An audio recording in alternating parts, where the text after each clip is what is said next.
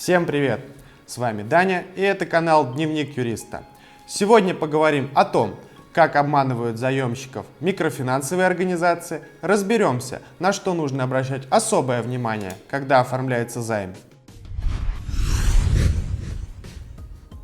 Россияне все чаще стали брать кредиты до зарплаты, краткосрочные займы. Почему? Да просто потому, что это быстрые деньги, чтобы быстро решить свои финансовые трудности. Выдают такие кредиты микрофинансовые организации. Чтобы взять там кредит, не нужно собирать целую кипу бумажек и документов, не нужны поручители. Деньги выдаются почти всегда, причем даже тем, у кого реально плохая кредитная история. Чаще всего у такого заемщика оказывается 2 или 3 невыплаченных кредита в банках, и сотрудников МФО это абсолютно не волнует.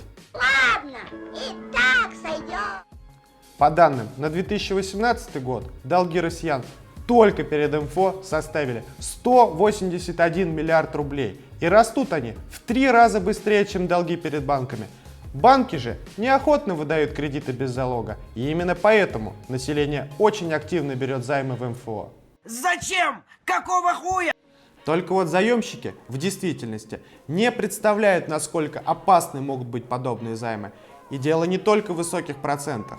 Самое важное, на что вам следует обратить свое внимание при займе в МФО, да при любом займе, даже в банке, это внимательно читать договор. Обращай внимание на сноски, мелкий шрифт. Обязательно читай договор полностью.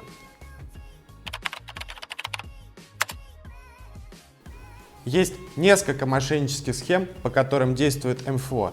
Первый вариант – это подмена соглашений. В основном МФО выдают кредиты на небольшие суммы, без залога, как я говорил ранее. Но есть организации, которые под залог имущества могут выдать и большую сумму. То есть ты приходишь, тебе подтверждают большую сумму и просят подписать договор о залоге своего имущества. И потом просто подсовывают тебе совершенно другой договор. Только тут уже договор о купле-продаже жилья. А что, так можно было, что ли? Можно было. Раньше именно так и делали. Теперь МФО, чтобы сократить риски, поменяли тактику. Они сразу говорят заемщику о том, что он подписывает договор о дарении своего имущества, но только на время, пока он не вернет долг. После этого заемщик, согласно договору, отдает сотруднику МФО, то есть мошеннику, свидетельство о праве собственности, и тот, в свою очередь, сразу регистрирует сделку в Росреестре. После чего бывшего собственника выселяют, и доказать факт мошенничества практически невозможно. Мне что-то подсказывает, что нас наебали. Вторая схема. Договор об отступном. Схема достаточно сложная, но тут главное запомнить одно.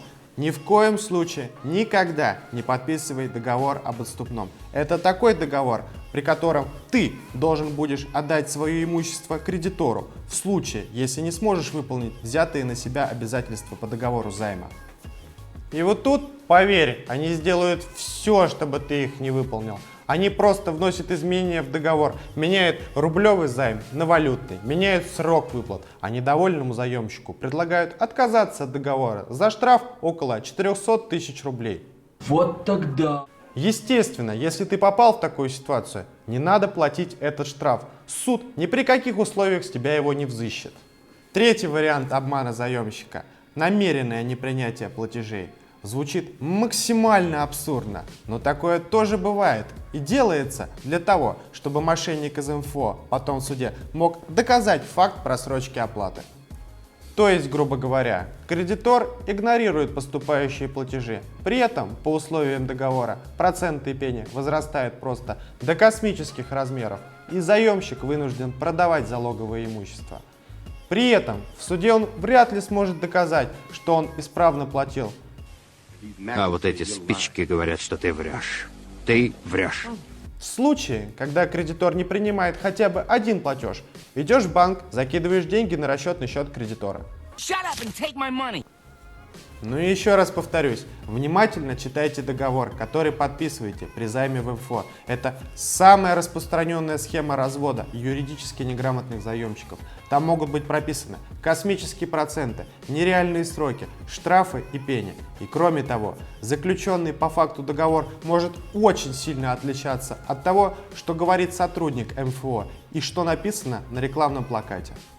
Я очень надеюсь, что после просмотра этого ролика ты хоть немного разобрался в том, что такое микрофинансовые организации и как они могут тебя обманывать. Не ведись на легкие и быстрые деньги, потому что ни к чему хорошему займ в МФО тебя не приведет. Заканчивается все это невыплаченными процентами и звонками коллекторов. Чтобы не стать жертвой мошенников и знать больше о своих правах, подписывайся на наш канал, ставь лайки, колокольчики и будь с законом на «ты».